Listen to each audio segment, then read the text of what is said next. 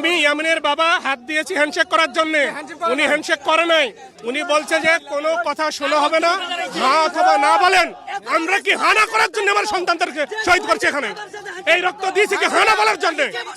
কত বড় বেয়াদব! শহীদের বাবার সাথে হাত মিলাতে তার কষ্ট হয়। তার মানে আপনারা কি এখানে অবস্থান করবেন? অবশ্যই আমরা অবস্থান করবো। আমরা যতক্ষণ না আমাদের যে দাবি আছে সেটা তারা নিশ্চিত করা হবে। দাবিটা হচ্ছে জুলাই সনদকে আইনি বাধ্যবাধকতা হবে। শহীদ এবং আহত যোদ্ধাদেরকে সমস্ত প্রকার নিরাপত্তায় যে বেয়াদবগুলো যেগুলো আসতেছে, এরকম বেয়াদব বাংলাদেশে প্রচুর রয়ে গেছে। তারা যেন কখনোই চোখ তুলে কথা বলতে না পারে, তাদের নিরাপত্তা দিতে হবে। এবং এবং এবং আমরা যে শহীদ আহত যোদ্ধা তাদের রাষ্ট্রীয় মর্যাদা দিতে হবে। কিন্তু আমরা প্রত্যেকটা জায়গায় আমাদেরকে অপমানিত করা হচ্ছে। আর এইটার যদি বাধ্যবাধকতা না থাকে এবং এই সনদের মধ্যে উল্লেখ করা আছে, যদি এইটা তারা কোনো দল এসে যদি না মানে তাদের বিরুদ্ধে কোনো মামলা করা যাবে না, তাহলে এই সনদটা সই করে লাভ কি? তাহলে এই সনদ যদি নির্দিষ্ট কোনো সময়ে বা কোনো একটা সংসদ এসেও যদি এটা বাস্তবায়ন না করে, তাহলে এটা আমরা সিগনেচার করে আমাদের লাভটা কি? ঠিক আছে, কমিশনার সাহেবকে এসে আমি সালাম দিয়ে হ্যান্ডশেক করতে গেছি, উনি হ্যান্ডশেক করে নাই। উনি বলে যে কোনো কথা বলা যাবে না, হ্যাঁ অথবা না বলতে হবে। আমি বলছি হ্যাঁ না বলার জন্য আমার ছেলেরা রক্ত দেয় নাই।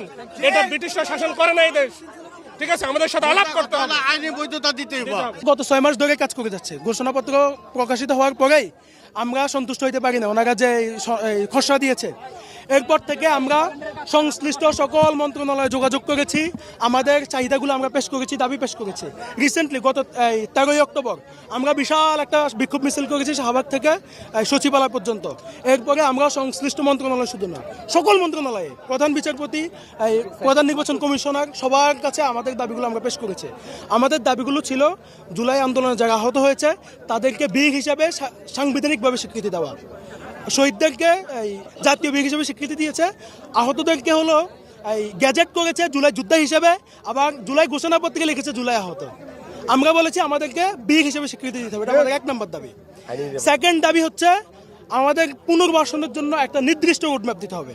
কী প্রক্রিয়া আমাদের পুনর্বাসন করা হবে?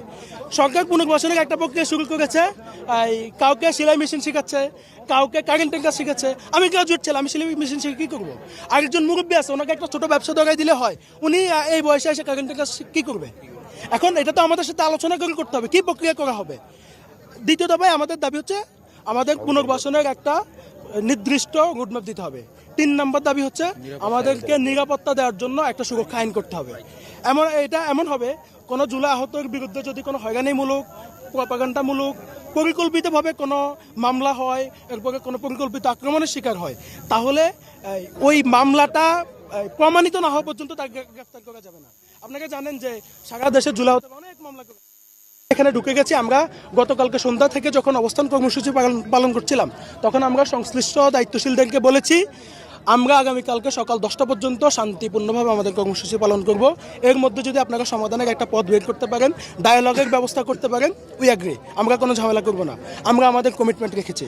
আমরা 10টার পরেও আরও 1 ঘন্টা সময় দিয়েছি যে আপনারা আবার দ্রুত আলোচনা করেন।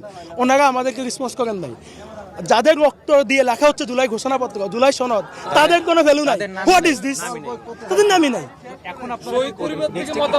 আমাদের সিদ্ধান্ত চূড়ান্ত, আমাদের দাবিগুলো পূরণ করা হবে, তারপরে জুলাই সনদ স্বাক্ষরিত হবে। আর এছাড়া আমরা জুলাই সনদ স্বাক্ষরিত দিতে দিব না।